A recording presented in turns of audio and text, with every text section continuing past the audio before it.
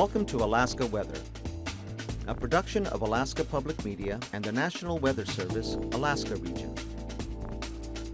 Produced and broadcast daily from the studios of KAKM, Alaska Weather provides complete forecasts, public, marine, and aviation for all of Alaska. Alaska Weather is made possible by the following sponsors.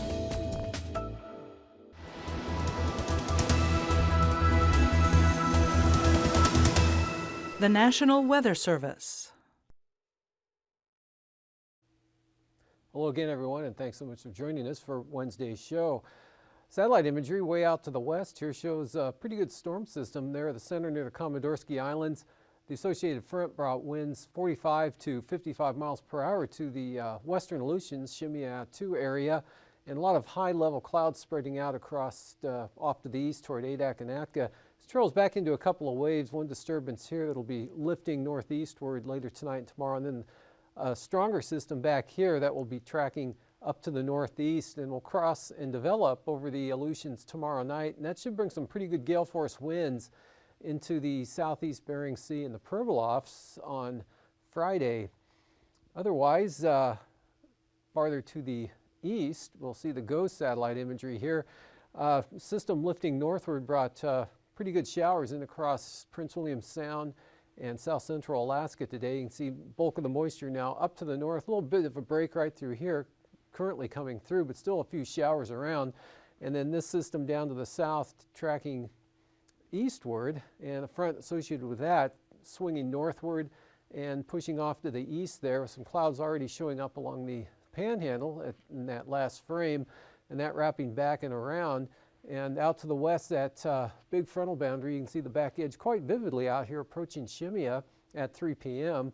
On the chart today, it was a little farther back late this morning. Good high pressure here building in advance of that system. That's going to keep it mostly heading northward, but a wave down there off the map will be tracking up to the northeast later tonight. And then the front here in the Gulf of Alaska earlier today, the trough that brought the snow and rain showers in across the southern parts of the state, especially along the coast. Another disturbance up there over the Koyukuk Valley. That brought a little bit of light snow to that area and that part of the state. And still a weak upper disturbance here producing a band of some moisture right over the northwest part of the state up across Point Lay. But winds up there were notably lighter today. East-northeast 10 to 20 miles per hour, down considerably from what they were 24 hours ago. And for tonight, gale warnings are out for all of the southeast coast on the outer coastline, as well as the North Gulf Coast. Gale warnings out for the waters around Kodiak Island for 40-knot north to northeast winds developing. Tonight, big low center staying down to the south, the front slowing down as it approaches now, and then leftover moisture kicking off a few snow showers mostly over the Susitna Valley, actually north of the Susitna Valley, along the Alaska Range, and then even more widely scattered back up to the northwest there. High pressure right along the almost right over the Pribilofs down across the eastern Aleutians. Winds letting up, obviously, as that comes over, going light and variable. Tonight from Unalaska and the Nikolsky up across St. Paul and St. George, and still threat of a light snow shower or two there from St. Nelson Lagoon on up toward Pilot Point. And then here's that frontal system kind of weakening, but probably will keep some gales moving into the central Aleutians late tonight. And then tomorrow, we'll see that wave kind of lifts northward there. Most of the energy heading off to the north, this ridge gradually pushing eastward. So not a bad day here over the western interior, but still looking at some pretty good winds there around Kodiak Island and up along the North Gulf Coast. But winds in the afternoon will be coming down here on the panhandle once that frontal boundary edges its way eastward. And the low center taking off to the east, so this is about as far north as that front will get. Still some shower activity over the interior associated with that disturbance that came northward across the southern areas today. They'll still be lingering around, and actually on Friday those showers may become a little more numerous and widespread here over the Alaska Range, the White Mountain areas, and on up into the southern upper Yukon Valley areas, possibly even the Tanana Valley. And this is all that's left of that front. The main low pushing off to the east-southeast there, just southwest of the Queen Charlotte Islands. Another front develops along there. This one dies out in place here. Still a few showers. Best chance of rain over the southern panhandle and lesser chances of some scattered showers on up to the north. Meanwhile, that wave develops and moves northeastward here. So that's good for at least some gale force winds moving into the Pribilofs. And this is forecast to track eastward on Friday night and should make landfall sometime Saturday, the way it looks right now, along the southwest coast. So a lot of wind and rain coming in to areas of the southeast Bering Sea. And this front probably won't see gales along the Alaska Peninsula, probably see gale force gusts there for Cold Bay, and then showers on behind, a mixture of rain or snow. Arctic coast not looking too bad up there. Still have that easterly wind drift there with a higher pressure up over the Arctic. Only about 10 to 20 miles an hour though. Lots of clearing, just variably cloudy skies. Pretty nice here all along the west coast. Bristol Bay looking really good, as is Kodiak Island with those northwest winds abating, letting up. But pretty good conditions right up into the Bering Strait. But those winds beginning to pick up out of the east for St. Lawrence Island late in the day. And again, here increasing wind late in the afternoon Friday, especially Friday night, and on Saturday, quite windy here for the southwest coast. But Friday, basically high pressure. Temperatures this afternoon, mid to upper 40s, just like yesterday here over the southeast coast, lower 40s along the North Gulf Coast. 47, one of the warmer locations at Homer, but the warm spot in the state today was Wasilla with 55 degrees, 46 at Talkeetna, and a 38-degree reading at Gulkana. Same thing up at Fairbanks, the Delta Junction pushed up to 42 degrees, and Northway at 43. Otherwise, farther to the north, mid-20s, Fort Yukon at 25, and nearly 10 degrees colder at Arctic Village with 16, 21 at Anatuvik, and then areas of light snow here in the Koyukuk Valley, accompanied by temperatures in the mid to upper 20s. Temperatures on the Arctic coast near or a little below zero. That's Nuiqsut and Kaparik right around zero this afternoon, with -2 at Barrow, -1 at Point Lay, and Cape Lisburne at 5 above. Same thing at Kotzebue. 3 degrees at Buckland with a 9 at Selawik, 12 at Ambler, and then much warmer, milder here down to the south with Galena at 31, 9 degrees at Nome, 14 at Gamble, mostly in the lower to mid-teens here along the Yukon Delta coast, but Nunivak was up, or Macoriac was up to 18 today, Bethel at 22, and McGrath 40 degrees even with mid-40s over the Bristol Bay zone here. 45 at King Salmon with mid to upper 30s through the peninsula, 29 Cold Bay, just 21 degrees today at St. George, kind of a chilly day there, a lot of overcast skies and some flurries, and then those winds 10 to 20 miles per hour, 15 to 25 miles per hour across the Fox Islands, keeping it below freezing at least through 4 p.m. there at Unalaska and Nikolsky, but pushing up towards 40 off to the west. And the lows for tonight out there, 30s for the Aleutians, teens, upper teens for the Pribilofs, and 20s to lower 30s for Bristol Bay. And you can see the Seward Peninsula basically dropping below zero in most areas. That extends up and east along the North Slope and Arctic coast, with milder 20s here from the 40-mile area all the way back down the Kuskokwim River Valley out to the Delta, with Bristol Bay lower 30s, upper 20s to mid 30s here for south central Alaska, and in the 30s to lower 40s for the Panhandle. Tomorrow's highs there, much like today again, mid to upper 40s for the southeast coast, and upper 40s to near 50 here for south central Alaska. Valdez may hit 50 degrees as well as Cordova possibly. Otherwise, upper 30s to lower 40s there for the Tanana Valley. And Arctic coast, portion of the North Slope staying a little below zero the entire day. Single numbers here, still chilly there up over the northwest. And for flying weather, that front coming in, again, IFR will be lifting northeastward there from about Yakutat in across Lynn Canal, Glacier Bay, and those areas possibly to Juneau, but improving here behind the front to the south, possibly breaking out to VFR. Lots of VFR expected here up through the interior, the eastern central Arctic coast or Beaufort Sea coastline there. Marginal VFR, better conditions to the west, but expect some areas of marginal VFR just about all of the central and eastern Bering Sea and right down to the Alaska Peninsula. And then with that frontal boundary, a swath of IFR will be associated with that. Passes, though, looking really good. Both Anatuvik and Adigan should be wide open tomorrow with VFR expected for both of those locations. Lake Clark and Merrill Pass, VFR, either approach, and both entrances of Rainy will be open as well as the pass. And for windy, look for VFR, Isabel VFR, and just about all the Alaska Range expecting VFR flying. Tanita VFR, Portage, optimistically you'd call it VFR as well. And for Chilkoot and White, marginal VFR, and the southern entrances dropping to IFR, starting out marginal and then becoming IFR throughout the day.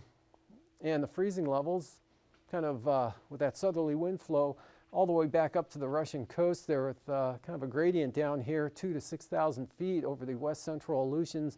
Then it's back down to the surface again for the Fox Islands, and then kind of up, nudging northwest of Bristol Bay here, cutting right through, and then along the coastline, 2,000 feet in over the Gulf of Alaska. So looking at icing threats, with that front edge coming inland, below 10 to 12,000 feet of light to isolated moderate rime, maybe mixed icing, and then just areas of out to the west, or scattered areas of icing there west of the Panhandle. Icing free here through much of the remainder of the state, except with this frontal that expect some icing below 10,000 feet of the rime variety, and then those chances extend back to the west. Looking at the upper level wind flow chart, there's that low in the Gulf of Alaska that's tracking eastward, high pressure out here over the Bering Sea. And again, that's going to be moving eastward, and any disturbances that form out here will be taking a track like the one tomorrow night up across the Aleutians. This whole pattern will shift to the east, and that's going to allow some pretty good storminess into the southeast Bering on Friday and Saturday. 3,000 feet or 9,000 feet, southeasterlies 35 to 40 knots on the west side of the ridge. On the east side, not so strong, north to northwest, 5 to 15, maybe up to 20 knots along the western Alaska Range. The strongest winds will be in the Gulf here, coming around 30 knots out of the east, 35 to 40 knots there, cutting down near and just east of Kodiak Island tomorrow, with the strongest winds down there in the southwest quadrant of that system. And now 3,000 feet, much the same pattern. East-southeast 25 to 35 knots in the Gulf, northerlies at about 35 along the east side of Kodiak Island, 20 knots, diminishing to 20 knots up toward the western Alaska Range. Otherwise, pretty light and variable up here over the north central interior. And those light winds, even along the Arctic coast, is 5 to 15 knots. The stronger storm here, 35 to 40 knots out of the south-southeast from the central Aleutians. High pressure gradually coming eastward here. So this will be breaking through eventually, especially with that next incoming storm tomorrow night. And moderate chop below 6 to 8,000 feet, and a pretty good swath here in the turquoise area from just reaching Nikolsky, but east of Atka, back to the northwest. And look for some moderate chop just about all offshore, although that'll probably catch the east side of Kodiak Island below the 6 to 8,000 foot level. And after the segment, I'll be back with a look at the marine forecasts.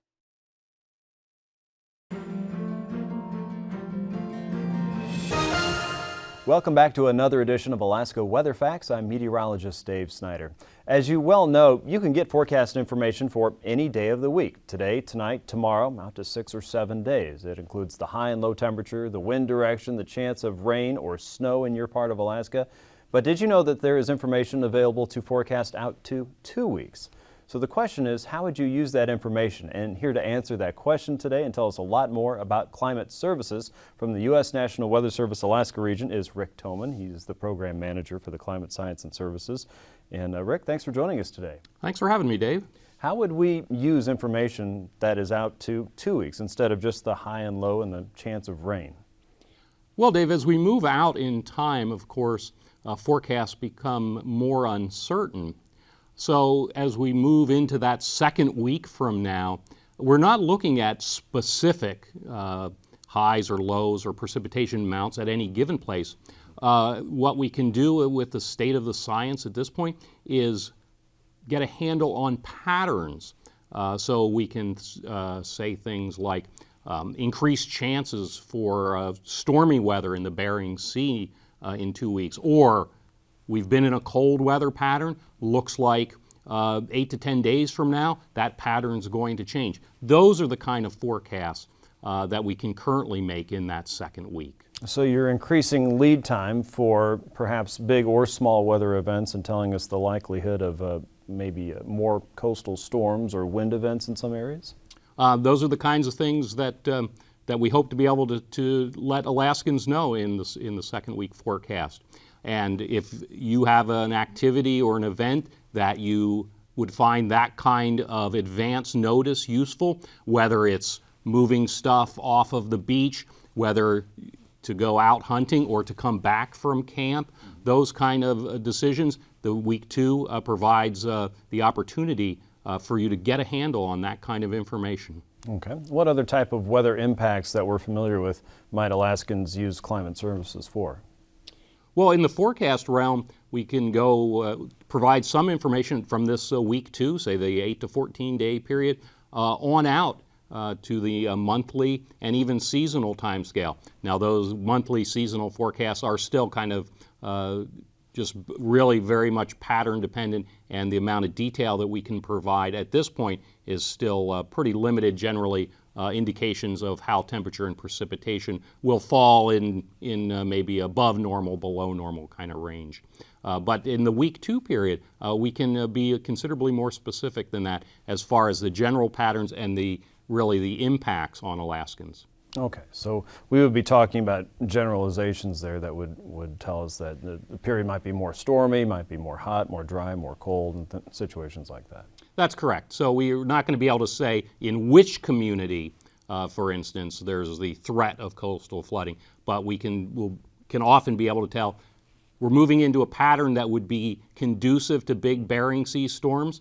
So if you're in an area that could potentially impact you, you'll want to pay attention to the weather forecast. Okay. Now, every day and every hour of the day, the National Weather Service is working on a forecast for the next day. But how do you start your forecast process for that extended period that goes out beyond 7 days? Well, the way things work right now, we start off with the expected general flow pattern for Alaska and the whole world, really, and then we narrow that down to Alaska. So we start off with the basic computer model forecast. There's quite a few different computer models that we look at, bring those together. And then another important part of that is we attempt to assess the confidence. The reality is often 2 weeks away, the computer models are very divergent. They have lots of different solutions, and that's an indication that we don't have much confidence. But when we see more agreement in that time frame, and when that agreement is a pattern that will be potentially very impactful for Alaska or is a big change from what we've been in, that's when we can then take that expected pattern. We have computer models forecasting it. We've assessed the confidence.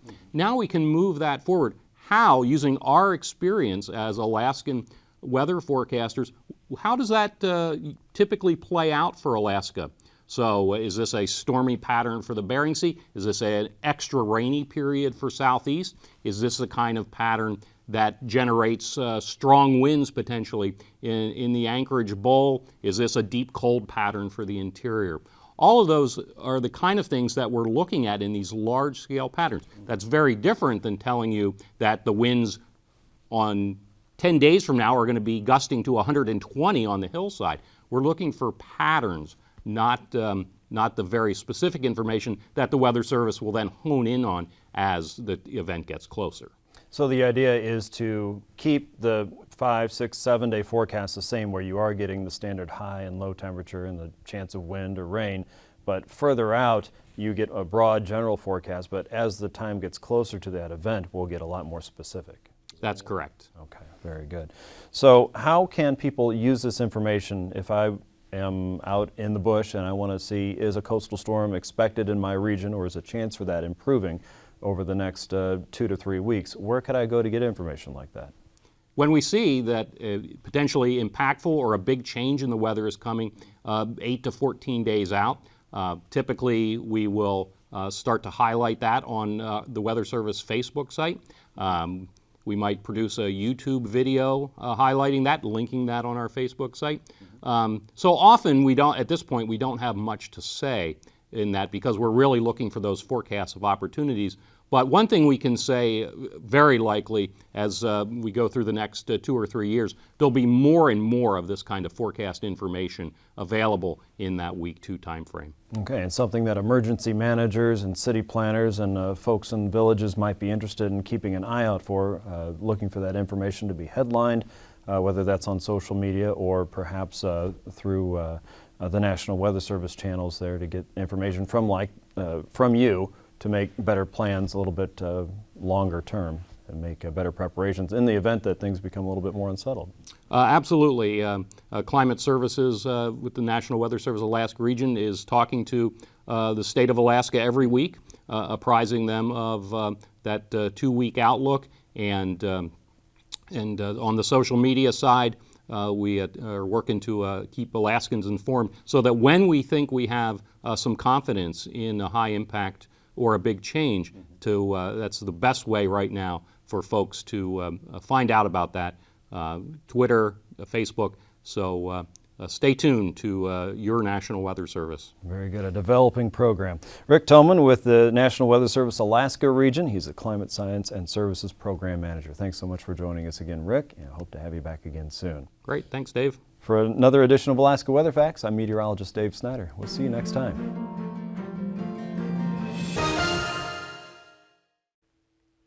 Welcome back. Well, tonight gale warnings are out for the entire coastline here of the outer coast of the Panhandle, and then tomorrow in the afternoon, winds will be coming down as the front edges eastward and weakens. Southeast 15 to 20 knots, and easterly at 20 up along the north coast, and lighter winds again diminishing in the afternoon to 10 to 15 from the south-southeast. And then for Friday, looks like east winds at about 20 knots for the south coast, a little more northeasterly as you come northward, and then northwest at 15, so pretty light for the north coast as well. Light winds Lynn Canal and light winds here over the central inner channels. Southeast at about 20 there for Clarence Strait. And for Cook Inlet, north of the Forelands, northeast 15, picking up to 25 knots, so small craft advisory south of the Forelands, and also for the Kamishak Bay areas, but gale warnings out tonight and through tomorrow here for the North Gulf Coast, the western North Gulf Coast, across the Barrens and Kodiak Island for a north-northwest wind. Small craft advisories tomorrow for Shelikof Strait. And then those will continue to diminish, but stay out of the northwest. That should make for a pretty dry day, hopefully sunshine. For Kodiak, northwest 20. Still looking at small craft advisories from Kamishak Bay out across the Barren Islands, but much lighter winds now for the North Gulf Coast. Just 10 knots from a variable to north direction for Prince William Sound. That same forecast also good for northern Cook Inlet.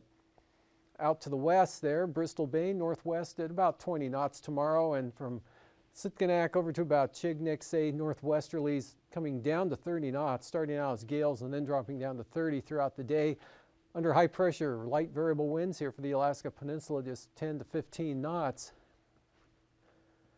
And for Friday, those will go south and southeast and up to about 25 knots there with stronger gusts in Cold Bay. Could be gusts as high as 40 knots in that area. Light variable winds for Bristol Bay. Light northwesterlies now southwest of Kodiak Island. And out in the Aleutians, southwest 20 knots for the far western zones, and that front coming eastward, look for some gale force winds to push across the central Aleutians. Minimum gales dropping off considerably behind the front down to 15 knots, and then small craft advisories developing just west of Nikolsky tomorrow afternoon. Otherwise across down Alaska, look for southeasterlies at 15. Then at Friday the front moves through, but a pretty good westerly fetch here, 25 to 30 knots here all the way across the Aleutians, taking a more southwesterly direction there across the eastern zones. And for St. Lawrence Island tomorrow, pretty light winds from the northeast to 10, north of 10, north of Nunivak Island. Not much different here to the south, call it 15. And then late in the day, southeasterlies could kick up to 20 knots there for the Pribilof Islands. Same thing here for the northern Bering Sea. In fact, this western area probably up around 30 knots by this time tomorrow afternoon. Then for Friday, that storm coming in, look for southeast 40 knots, 18-foot seas for the Pribilofs, and the winds picking up along the coast in the late afternoon, coming up to 25 knots, so small craft advisories and brisk wind advisories. Brisk wind advisory returns to St. Lawrence Island, and gales here for the waters near and to the west of St. Matthew Island and the northern Bering Sea. Up along the Arctic coast, easterlies at about 20 knots on the east side, and otherwise light northeasterlies all the way over to the central coast. West side, northeast, northwest, but all in that light wind speed, 5 to 10 knots, and some of these may be variable in direction.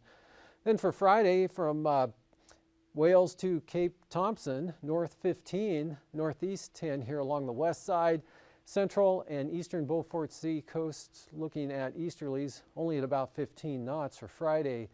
And for tonight, here's the front that brings the gales all along the southeast coast, the North Gulf Coast, back into Kodiak Island. Again, northeasterlies up to 40 knots with rain eventually making its way back in. Same thing for the Panhandle, increasing chances of rain. This upper disturbance that came across southern Alaska today still kicking off a few scattered or isolated snow showers up over the southern interior, and then some leftover moisture up over the north central interior, the Kobuk-Koyukuk Valley areas up into the Brooks Range. Otherwise, high pressure, lighter winds, Pribilofs on down to the eastern Aleutians. Winds also diminishing there along the Alaska Peninsula. And that front coming eastward here, one wave in this area, which will push, actually kind of lift northward. Main low center tracking northward, and then another development here farther to the west that will be coming across the Aleutians tomorrow night, and then a pretty good storm bearing down on the Pribilofs on Friday. Otherwise, the front right along the coast here, main low center moving eastward, so this will drift north and fall apart tomorrow night, and on Friday should be inland across the Copper River Basin or close to the Coast Range, and then a very weak trailing portion of that into the northern Panhandle. Good for a few showers. A main low center here keeping a better chance of rain over the southern southeast coast, and the winds a little bit higher, but again, mostly under even small craft advisory levels. Out in the west, high pressure, lighter winds and sunnier skies. And then the big storm coming up, which will track northward to about this position late on Friday night, and then should arrive on the coast, the center that is, during the day on Saturday. And that's all I have time for. Thanks again for joining us, and we'll see you again tomorrow. These forecasts are to be used for planning purposes only. Call 1-800-WX-BRIEF for a formal pre-flight briefing. Always file a flight plan before you go flying. The U.S. Coast Guard Auxiliary urges you to leave a float plan with a friend or the harbor master before you go boating. Alaska Weather is made possible by the following sponsors.